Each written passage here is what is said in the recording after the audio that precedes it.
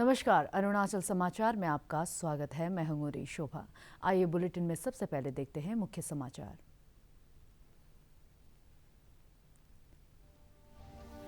राज्य में शहरी निकाय और पंचायत चुनाव के लिए कड़ी सुरक्षा के बीच मतों की गिनती अभी भी जारी। ईटानगर और पासीघाट शहरी निकाय चुनाव के परिणाम घोषित। आईएमसी में भाजपा को 10, जेडीयू को 9 और एनपीपी के खाते में 1 वार्ड। पीएमसी में भाजपा को 6 और कांग्रेस को 2 वार्डों में मिली सफलता।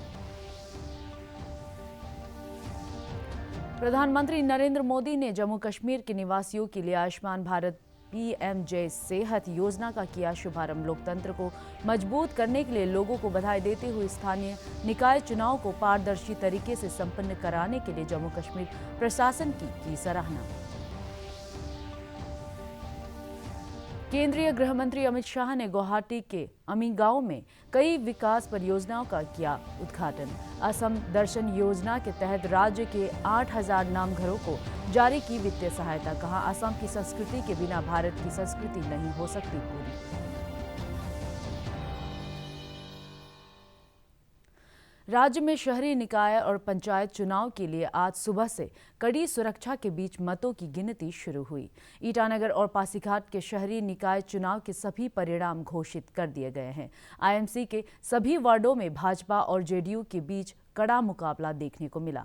चुनाव परिणामों की घोषणा करते हुए ईटानगर के जिला निर्वाचन अधिकारी कोमकर दोलुम ने बताया कि भाजपा ने 10, जेडीयू ने 9 और एनपीपी ने 1 वार्ड में जीत दर्ज की है। ईटानगर शहरी निकाय चुनाव में भाजपा के जीतने वाले उम्मीदवारों में वार्ड संख्या 17 से तामे पासांग, वार्ड संख्या 5 से बामांग ताजी, वार्ड संख्या 6 से ताज ग्यामर, 12 से ताई याकिया, 14 से ग्यामर तुविन, 15 से तादर हांगी, 16 से तार अचक, 18 से कीपा ताकुम, 19 से तार नाचुंग और 20 से अरुण कीपा लोरम शामिल है। जबकि जेडीयू के जीतने वाले उम्मीदवारों में वार्ड संख्या 8 से पार्टी के प्रदेश अध्यक्ष रुई तागुंग, 1 से लोकम आनंद, 2 से यागोम जामोह, 3 से गोरा तालांग, 4 से तेची मेमा, 9 से पाक्युम याना, 10 से युकर यारो, 11 से गिदा कानेर और वार्ड संख्या 13 से तामुक तागियांग शामिल हैं। वहीं एनपीपी के वार्ड संख्या 7 से उम्मीदवार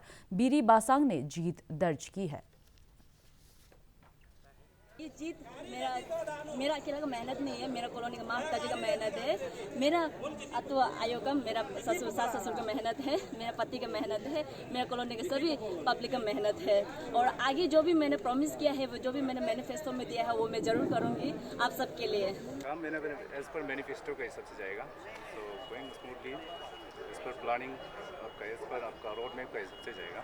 सो we need public and public support from our ward. अपना वार्ड नंबर 7 को हम बहुत तहे दिल से शुक्रिया।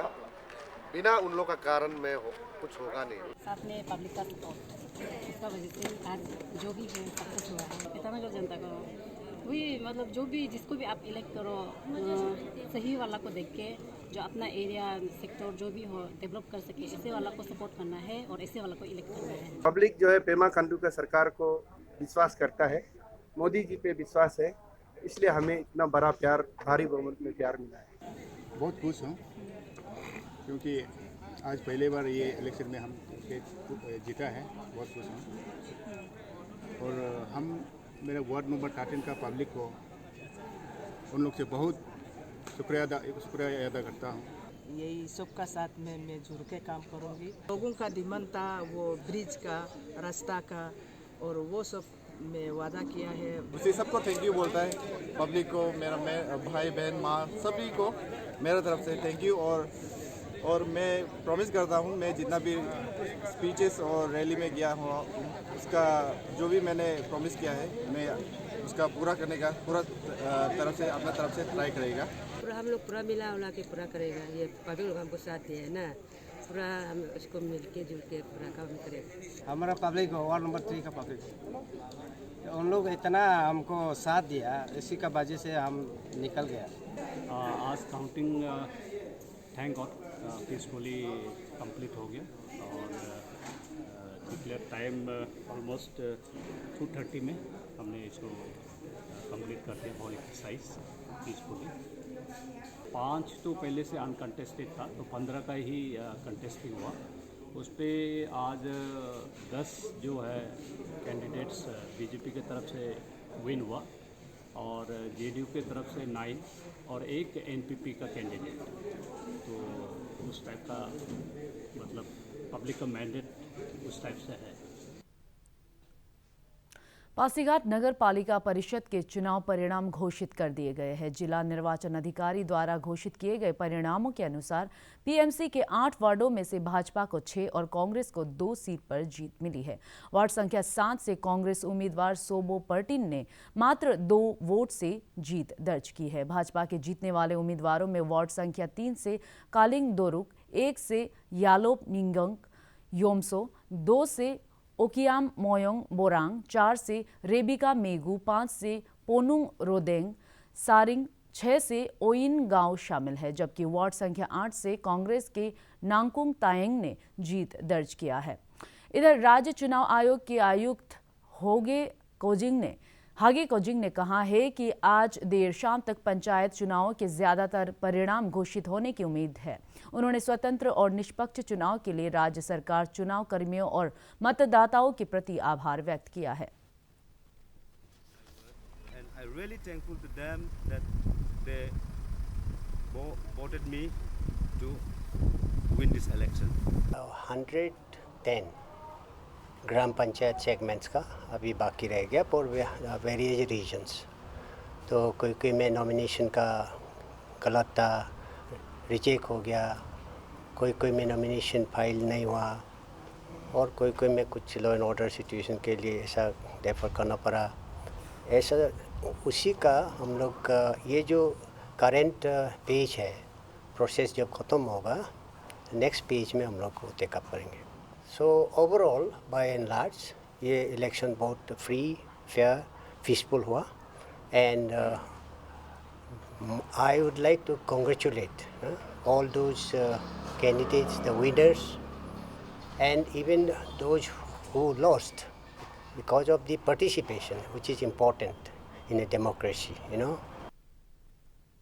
राज्य के पंचायत चुनाव में वैसे तो 99 जिला पंचायत सदस्य निर्विरोध निर्वाचित हो चुके हैं, वहीं 6000 से ज्यादा ग्राम पंचायत सदस्य भी बिना चुनाव के निर्वाचित हो चुके हैं। उधर ग्राम पंचायत के लिए बाकी 1702 सीटों पर हुए चुनाव की मतगणना जारी है, जबकि जिला पंचायत की 141 सीटों के लिए हुए चुनाव के परिणाम भी आने लगे हैं। विजयी उम्मीदवारों ने खुशी जाहिर करते हुए कहा कि वे जनता की आकांक्षाओं को पूरा करने का हर संभव प्रयास करेंगे।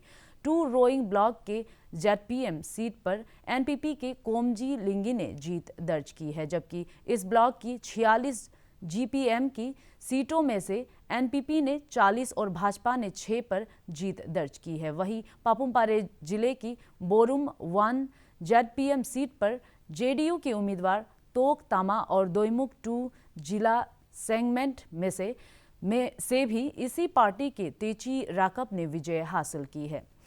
देओमाली जेपीएम सीट से भाजपा के डब्ल्यू लोवांग ने जीत दर्ज की है। अच्छा इंसान को देखे वोट दिया हूँ। राज्य में पंचायत चुनावों के परिणाम आने के साथ ही जहां एक और विजयी उम्मीदवारों ने जनता का आभार व्यक्त करते हुए किए गए अपने वादों को पूरा करने का आश्वासन दिया है, वहीं राज्य के राजनीतिक माहौल में भी सरगर्मी बढ़ गई है। राज्य में पहली बार 2 टायर प्रणाली के आधार पर स्थानीय निकाय के चुनाव कराए गए। वहीं पहली बार पार्टी सिंबल पर पंचायत उम्मीदवारों ने चुनाव लड़ा है। राजनीतिक विश्लेषक और राजीव गांधी विश्वविद्यालय के रजिस्ट्रार डॉक्टर एनटी रिकम ने 2 टायर प्रणाली का स्वागत किया, लेकिन पंचायत में पार्टी के आधार पर चुनाव पर अपनी कुछ आशंकाएं भी जाहिर की। वो लोग चुनते हैं जिसको भी वो अच्छा लगता है, जो बस्ती के लिए, विलेज के लिए प्रगति करेगा, काम करेगा, उसको ही चुनते हैं। तो बीच में पार्टी आ जाने से डिवीज़न हो जाता है। ज़रूरी था इसलिए कि पहले जो 3 टायर में था तो उसमें अरुणाचल ऐसे तो बहुत स्पार्स पॉपुलेशन है हम लोग का, एक मतलब बस्ती भी चौथा करके है, तो उसमें 3 टायर होने से क्या होता है, leaders two tier panchayat raj system ये तो बहुत ही ज़रूरी था, इसलिए कि पहले जो 3 टायर में था तो उसमें अरुणाचल ऐसे तो बहुत स्पार्स पॉपुलेशन है हम लोग का, एक मतलब बस्ती भी चौथा करके है, तो उसमें 3 टायर होने से क्या होता है, लीडर्स ग्राम से लेकर अंचल जिला करके ना कंफ्यूजन बीच में क्रिएट मतलब पब्लिक का ये में क्रिएट हो जाता, देन रेस्पॉन्सिबिलिटी भी ज़्यादा कुछ उसमें नहीं रहता है। तो इसलिए इस बार जो स्टेट गवर्नमेंट ने 2 टायर अमेंडमेंट लेके आए, ये बहुत ही एक्चुअली लाभदायक बेनिफिट पब्लिक के लिए है और ये अच्छा स्टेप्स रहा। प्रधानमंत्री नरेंद्र मोदी ने स्थानीय निकाय चुनाव को पारदर्शी तरीके से संपन्न कराने के लिए जम्मू कश्मीर के प्रशासन की सराहना की है। जम्मू कश्मीर के निवासियों के लिए आयुष्मान भारत पीएमजे सेहत योजना की आज शुरुआत करते हुए उन्होंने लोकतंत्र को मजबूत करने के लिए लोगों को बधाई दी। श्री मोदी ने जिला विकास परिषद के हाल ही में संपन्न चुनावों में ठंड और कोविड की बधाई के बावजूद लोगों की भागीदारी की प्रशंसा की। प्रधानमंत्री ने कहा कि केंद्र सरकार इस केंद्र शासित प्रदेश के समग्र विकास के लिए प्रतिबद्ध है। उन्होंने कहा कि आयुष्मान भारत सेहत योजना जम्मू कश्मीर के हर लाभार्थी को 5 लाख रुपए तक का मुफ्त इलाज उपलब्ध कराएगी। प्रधानमंत्री ने कहा कि इस समय केंद्र शासित प्रदेश के सिर्फ 6 लाख परिवारों को इस योजना का लाभ मिल रहा था, लेकिन सभी 21 लाख परिवारों को इस योजना का लाभ मिलेगा। प्रधानमंत्री ने कहा कि योजना के तहत उपचार जम्मू और कश्मीर में सरकारी और निजी अस्पतालों तक ही सीमित नहीं होगा, बल्कि देश भर में किसी भी अस्पताल में इलाज कराने का अवसर भी मिलेगा। आयुष्मान भारत पीएमजे सेहत योजना उन सभी निवासियों को उपलब्ध होगी जो आयुष्मान भारत योजना के तहत पात्र नहीं है। नौजवान, बुजुर्ग, महिलाएं बूथ पर पहुंचे, घंटों तक कतार में खड़े रहे। जम्मू कश्मीर के हर वोटर के चेहरे पर मुझे विकास के लिए, डेवलपमेंट के लिए एक उम्मीद नजर आई, उमंग नजर आई। केंद्रीय गृह मंत्री अमित शाह ने आज असम में गुवाहाटी के अमिंग गांव में कई विकास परियोजनाओं का उद्घाटन किया, जिसमें असम दर्शन योजना शामिल है, जिसके तहत राज्य के 8000 नामघरों को वित्तीय सहायता दी गई है। इस अवसर पर उन्होंने कहा कि प्रधानमंत्री नरेंद्र मोदी के नेतृत्व में असम का काफी विकास हुआ है। गृह मंत्री ने कहा कि पूर्वोत्तर भारत विकास का नया वाहक है। उन्होंने कहा कि राज्य में पहले किए गए आंदोलनों ने असम का विकास रोक दिया था। श्री शाह ने कहा कि असम को शांति की स्थापना से एकजुट किया जा सकता है, न कि बंदूकों के माध्यम से। गृह मंत्री आज गुवाहाटी में राज्य के दूसरे मेडिकल कॉलेज की शिलान्यास समारोह कार्यक्रम में मुख्य अतिथि के रूप में भाग ले रहे थे। गृह मंत्री बाता द्रवा के विकास और सौंदर्यीकरण की परियोजना की आधारशिला भी रखी है। इसी कार्यक्रम में श्री अमित शाह औपचारिक रूप से 9 विधि कॉलेजों के कार्य का शुभारंभ किया है। गृह मंत्री अमित शाह ने कहा कि भारत की संस्कृति असम के बिना पूरी नहीं हो सकती। इस अवसर पर असम के मुख्यमंत्री सर्बानंद सोनोवाल और उनके मंत्रिमंडल के सहयोगी भी इस आयोजन में शामिल हुए। और असम की भाषा, साहित्य, नाट्य रचनाएं, कविता, भक्ति संगीत और संस्कृति के आज जो पुरुष कोई है तो महापुरुष श्रीमान शंकर देव। राज्य के अंदर जो राज्य की पहचान है। देश में कोविड-19 से स्वस्थ होने की दर 95.78% हो गई है। केंद्रीय स्वास्थ्य मंत्रालय का कहना है कि पिछले 24 घंटों के दौरान 22,200 लोगों के ठीक होने के बाद स्वस्थ होने वालों की संख्या 97,40,108 हो गई है। पिछले 24 घंटे के दौरान कोविड-19 के 22,200 नए मामले सामने आए। पिछले 24 घंटे में संक्रमण से 251 लोगों की मौत हुई है। इसके साथ ही मृतकों की संख्या 1,27,343 पहुंच गई है। देश में इस समय सक्रिय मामलों की संख्या 2,81,667 है। इधर अरुणाचल प्रदेश में पिछले 24 घंटे में कोविड संक्रमण का एक भी मामला सामने नहीं आया और 16 व्यक्ति स्वस्थ हुए हैं। राज्य में कोविड रिकवरी दर बढ़कर 98.65% हो गई है और सक्रिय मामलों की संख्या 168 है। राज्य भर में शुक्रवार को कोविड जांच के लिए 347 सैंपल एकत्र किए गए। राज्य के खेल मंत्री मामा नातुंग ने आज ईटानगर स्थित अपने आवास पर आयोजित एक कार्यक्रम में इस वर्ष की ई काटा प्रतियोगिता के विजेता मिस मैसोम सिंघी को सम्मानित किया। अपने संबोधन में उन्होंने कहा कि राज्य सरकार खेल क्षेत्र में बुनियादी सुविधाओं के विकास के साथ खिलाड़ियों को प्रोत्साहित कर रही है ताकि वे बेहतर प्रदर्शन कर सके। खेल मंत्री ने कहा कि सरकार खिलाड़ियों को उत्कृष्ट प्रशिक्षण देने के लिए भी प्रशिक्षकों की नियुक्ति पर भी जोर दे रही है। प्रधानमंत्री नरेंद्र मोदी कल सुबह 11 बजे आकाशवाणी पर मन की बात कार्यक्रम में देश और विदेश के लोगों के साथ अपने विचार साझा करेंगे। मासिक रेडियो कार्यक्रम का यह 72वां संस्करण होगा। यह कार्यक्रम आकाशवाणी और दूरदर्शन के सभी नेटवर्क और आकाशवाणी समाचार की वेबसाइट www.newsonair.com और न्यूज ऑन एयर ऐप पर भी प्रसारित किया जाएगा। आकाशवाणी, दूरदर्शन समाचार, प्रधानमंत्री कार्यालय तथा सूचना और प्रसारण मंत्रालय के YouTube चैनलों पर भी इसका लाइव स्ट्रीम किया जाएगा। आकाशवाणी से हिंदी प्रसारण के तुरंत बाद इस कार्यक्रम का क्षेत्रीय भाषाओं में प्रसारण होगा। क्षेत्रीय भाषाओं में यह कार्यक्रम रात 8 बजे दोबारा प्रसारित किया जाएगा।